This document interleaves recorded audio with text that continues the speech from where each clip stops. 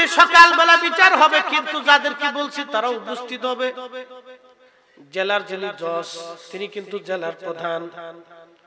জজের পাওয়ার কিন্তু সবার চাইতে বেশি, জেলা জজের পাওয়ার সবার চাইতে বেশি। এসপিডিসির চাইতে বড় পাওয়ার হলো জেলা জজের পাওয়ার। তো বিচারক যিনি, তিনার পাওয়ার বেশি, হুকুম দিয়েছেন সবাই আসতে হবে। কিচ্ছু করার নাই, সবাই আসলো। বিচারক বিচার করতে বললেন যে বুড়িমা চুরি করতে গেছে, হাতে নাতে ধরা পড়ছে। কিন্তু বুড়িমা ইচ্ছা করে চুরি করে নাই, বুড়িমা চুরি করতে বাধ্য হয়েছে। কারণ 7 দিন তার ঘরে কোনো খাবার ছিল না, এতিম বাচ্চা তার ঘরের মধ্যে। এই শহরের যিনি নগর প্রধান আছেন, খলিফার পক্ষ থেকে তিনি, তার দায়িত্ব ছিল এই গরিব মানুষের ঘরে খোঁজ নেওয়া, কিন্তু তিনি তার দায়িত্ব পালন করেন নাই। এই বুড়ির জন্য আমি 100 বেত্রাঘাত নির্ধারণ করলাম, কিন্তু এই বেতের বাড়ি বুড়িমাকে মারা হবে না। যিনি নগর প্রধান আছেন তার হাতের মধ্যে যেন 20টা বেতের বাড়ি মারা হয়। আল্লাহু আকবার। না না হয় না, আরো জোরে বলে। বিচারক বলতেছে নগর প্রধানের হাতের মধ্যে 20টা বেতের বাড়ি মেরে দাও, কারণ বুড়ি চুরি করছে, পেটের দায়ে চুরি করতে গেছে। এই খলিফার পক্ষ থেকে সে তার দায়িত্ব পালন করতে ব্যর্থ হয়েছে, এই জন্য তাকে 20টা বেতের বাড়ি দিয়ে দাও।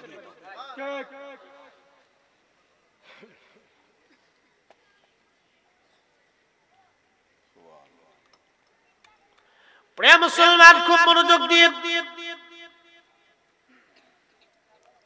খুবই মনোযোগ দিয়ে কথাগুলি শুনিয়া যান।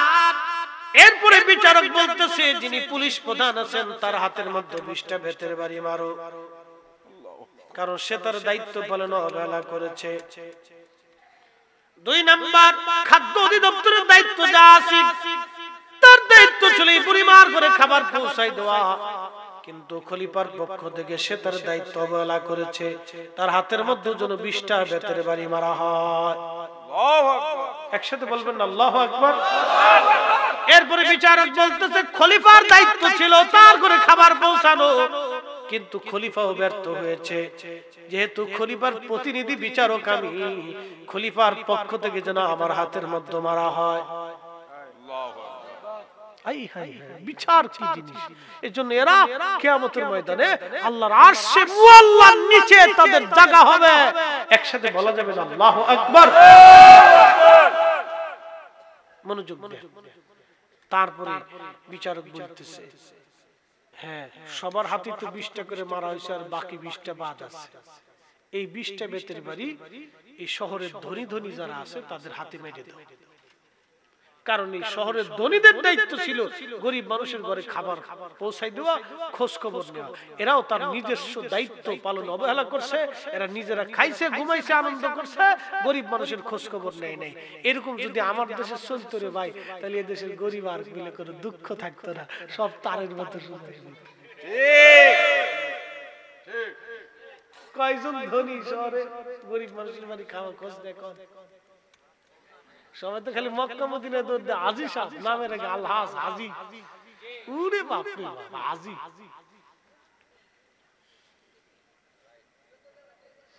বুঝে যাইতে হবে।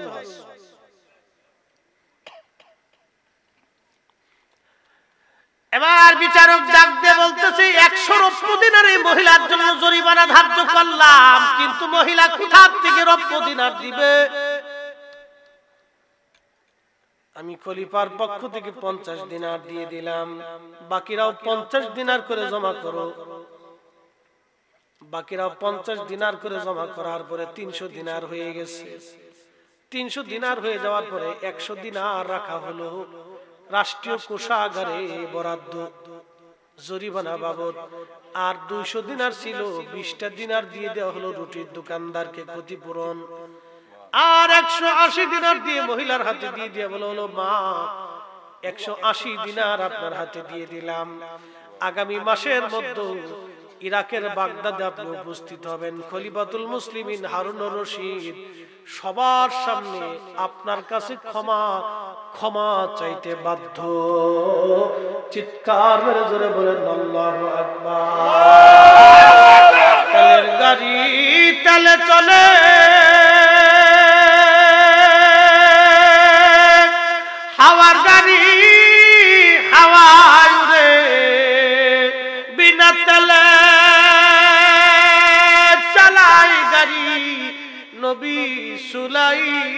মুসলমান, আমরা সেই মুসলমান, আমরা সেই মুসলমান।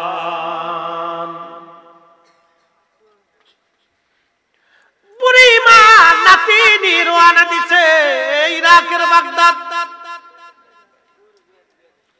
ইরাকের বাগদাদে যখন গেছে রাজ দরবারে খলিফাতুল মুসলিমিন হারুনুর রশিদের বিরাট বড় রাজ দরবার,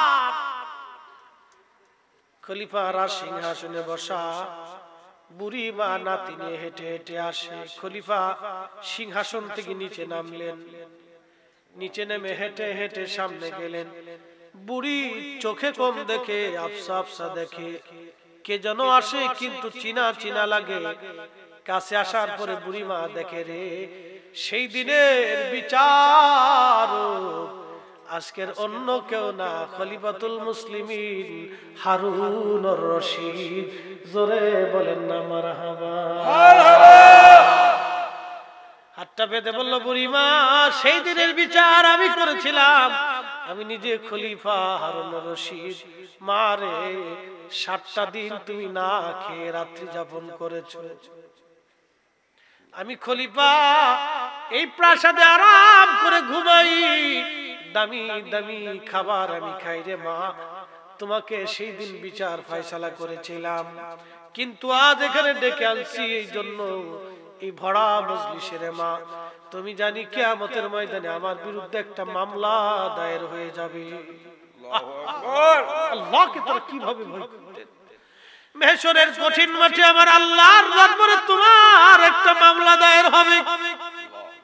7টা দিন তুমি ক্ষুধার্ত ছিলা, তোমার এতিম বাচ্চাগুলি না খাওয়া, এতিমের পক্ষ থেকে মামলা হবে। মামলার বাদী হবে রহমতের নবী, যিনিও এতিম। কি জবাব আমি খলিফা হারুনুর রশিদ দিব? বুড়ি মা ভরা মজলিসে তোমার কাছে ক্ষমা চাচ্ছি, 7টা দিনের কষ্টগুলি তুমি দয়া করে আমারে মাফ করে দাও।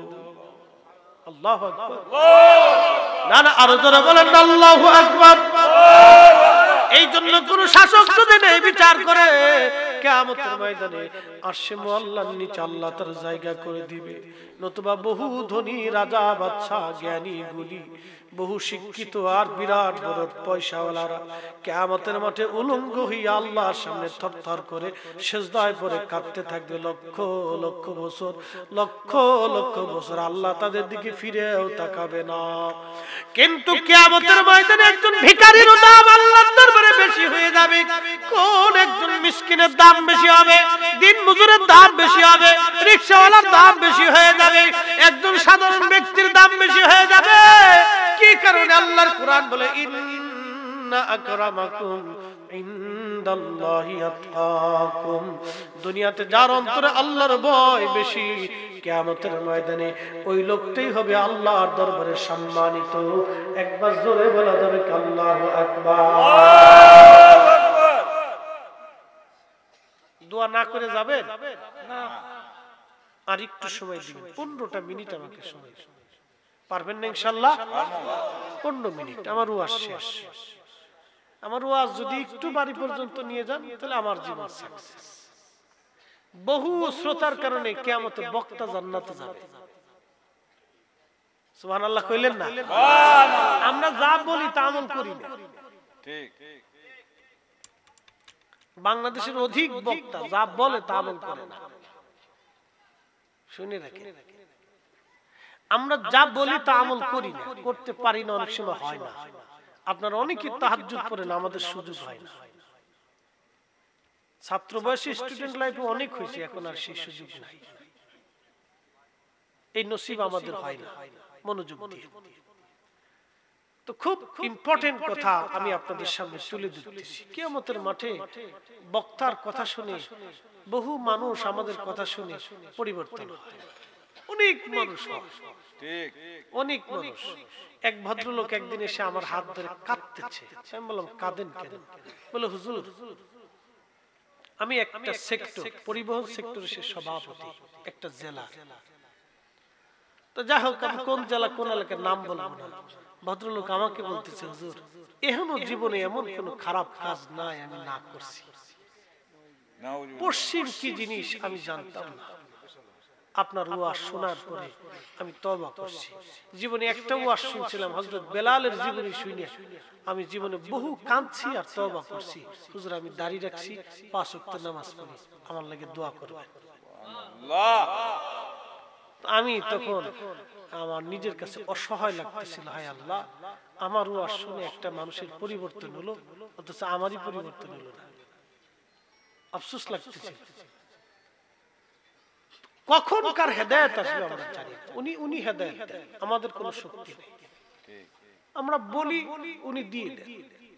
ওই শ্রোতার কারণে হয়তো কিয়ামতের মাঠে আমার নাজাতের জরিয়া হবে। আল্লাহ বলবে আমার বান্দার কথা শুনে এক বান্দা নামাজি হয়ে গেছে, যা তোরও মাফ করে দিলাম। সুবহানাল্লাহ। ওই আশায় আছে। মাহফিল কমিটি ওই ওয়াজ শোনার পরে যারা কমিটি মাহফিল দিছিল এরকম হয়ে যাবে, এরকম আল্লাহ আমরা তো মাহফিল দিছিলাম, হুজুরে ওয়াজ করছিল, আমরা পয়সা করে দিছিলাম, মাহফিল দিছিলাম, আল্লাহ কো যা তোরও মাফ করে দিলাম। সুবহানাল্লাহ। কি আস্তে হয়ে গেল জোরে কর সুবহানাল্লাহ। আল্লাহ মনে কিপটে নাকি কর, আল্লাহ কো যা তোরও মাফ করে দিলাম। সুবহানাল্লাহ। এই জন্য মাহফিল দিলেও লাভ, করলেও লাভ, শুনলেও লাভ, বললেও লাভ, এটা বুঝার কাজ। কিয়ামতের মাঠে আল্লাহ বলবে বান্দারে যাও তোমাকে পাওনাদারগুলি মিটিয়ে দাও। ফেরেশতারা বলবে রব্বুল আলামিন বহু পাওনাদার, কিন্তু পাওনাদার শেষ হয় নাই আল্লাহ, তার নেকি শেষ হয়ে গেছে। আল্লাহ বলবেন যাও তার গুনাহগুলি, বান্দাদের গুনাহগুলি, পাওনাদারদের গুনাহগুলি বান্দার উপরে চাপায় দাও। চাপায় দিতে দিতে দিতে দিতে বহু গুনাহ তার চেপে যাবে। ওই লোকটা শেষ পর্যন্ত জাহান্নামে হয়ে যাবে। আল্লাহর নবী ডাক দিয়ে বলেন সাহাবীরা রে, কিয়ামতের মাঠে ওই ব্যক্তি গরীব, দুনিয়াতে বুড়ি বুড়ি আমল নিয়ে কিয়ামতে উঠলো, কিন্তু কোটি কোটি মানুষের মামলা তাকে কিয়ামতের ময়দানে গরীব বানাইয়া জাহান্নামে দিয়ে দিল। সাহাবীরা ধনী কোন ব্যক্তি জানুনি? বলে আল্লাহ রাসূল আলাম। নবী বলেন সাহাবীরা রে, ধনী ওই ব্যক্তি কিয়ামতের ময়দানে উঠবে, কিন্তু উঠে বলবে ইয়া রব আমি তো এত নেকি করি নাই, তুমি আমারে পাহাড় পাহাড় নেকি কেন দিলা? আল্লাহ বলবেন বান্দা আওয়ালাদিন সালিহিন ইয়াদউ লাহু, তোমার নেক সন্তানগুলি তোমার জন্য দোয়া করছিল, তোমার প্রতিবেশীরা তোমার জন্য দোয়া করছিল, তোমার বন্ধুরা তোমার জন্য দোয়া করছিল, তোমার আত্মীয়স্বজন তোমার জন্য দোয়া করছিল। ও বান্দা ওই দোয়াগুলি আমি বহু গুণে বাড়াইয়া আজকে পাহাড় সম পরিমাণ করিয়া এই দোয়াগুলি আজকে তোমার আমল নামায় জমা করি আমি আল্লাহ তোমারে জান্নাতি বানাইয়া দিলাম। চিৎকার মেরে জোরে বলেন আল্লাহু আকবার। আল্লাহু আকবার। তাহলে বলেন দোয়া লাগবে কি লাগবে না? লাগবে। জোরে বলেন দোয়া চলবে কি চলবে না? আজকে ওরা কারা আমার দোয়া বন্ধ করার জন্য উঠে পড়ে লাগছে? ওরাই হলো বর্তমান জমানার আযাজিলের দালাল। হাত উঁচু করে বলেন ঠিক কি না?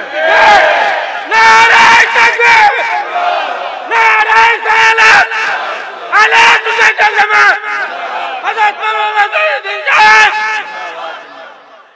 প্রিয় মুসলমান, দোয়া চলবে, দোয়া দোয়া। উদউনি আস্তাজিব লাকুম, বান্দা আমার কাছে চাও আমি আল্লাহ তোমারে দেব। আজকের মাহফিল থেকে দোয়া হবে বহুলার গুরুস্থানে, কারো মা কবরের উপরে এসে বসে রইছে, বাবা কবরের উপরে এসে বসে, রুহুগুলি বসে বসে আছে। আমার খুকা আজ মাহফিলে গেছে, খুকা মাহফিলে গেছে, আমার ছেলে মাহফিলে গেছে, আমার নাতি মাহফিলে গেছে। বাজানো বহুলার গোরস্থানের মানুষগুলি খুশি মনে তাকায় আছে। আজকে মাহফিল হচ্ছে গো একতা ইসলামী সুন্নি যুব সংঘের উদ্যোগে। এই মাহফিল থেকে আমাদের জন্য দোয়া হবে, কিন্তু হতভাগার নাতি বাড়ি চলে গেল, দোয়া করলো না। হতভাগা ছেলেটাও চলে গেল, আজ দোয়া হলো না। ওরা কবর থেকে অভিশাপ দিতে থাকে আর বলে হায় আফসোস, তোদের জন্য জমি জমা করে আসছি, বাড়ি ঘর করে আসছি, মা কাঁদে আর বলে, সন্তান রে, কত রজনী আমি মা ঘুমাই নাই, কত ব্যথা যন্ত্রণা ভোগ আমি করছি। তোমাকে প্রসব করার সময় আমার জীবন বের হয়ে আসতেছিল রে সন্তান। আমি ভেবেছি আজকে বুঝি আমার জীবন চলে যাবে। সন্তান বড় করতে যাইয়া 40টা বছর আমি মা পরিশ্রম করছি, তারপরেও তুমি আজ আমার একটু দোয়া করতে ভুলে গেলাম। এই জন্য নবীকে প্রশ্ন করা হলো, ইয়া রাসূলুল্লাহি, মা বাবা মরে যাওয়ার পরে মা বাবার কি কোনো হক আছে? নবী বললেন, হ্যাঁ। 1 নম্বর, অত্যধিক পরিমাণে বাবা মার জন্য দোয়া করা, দোয়া করা, দোয়া করা। আজকে যারা দোয়া ভুলছো, কপাল পোড়া। দোয়া যারা মানতেছো না, অস্বীকার করো, এদের বদনসিব, বড় বদনসিব। এরা দুনিয়াতেও কপাল পোড়া, কবরে জগতেও কপাল পোড়া। এরাই হলো শয়তানের ছেলা। কথা বলেন ঠিক কিনা? সব শয়তানের ছেলা।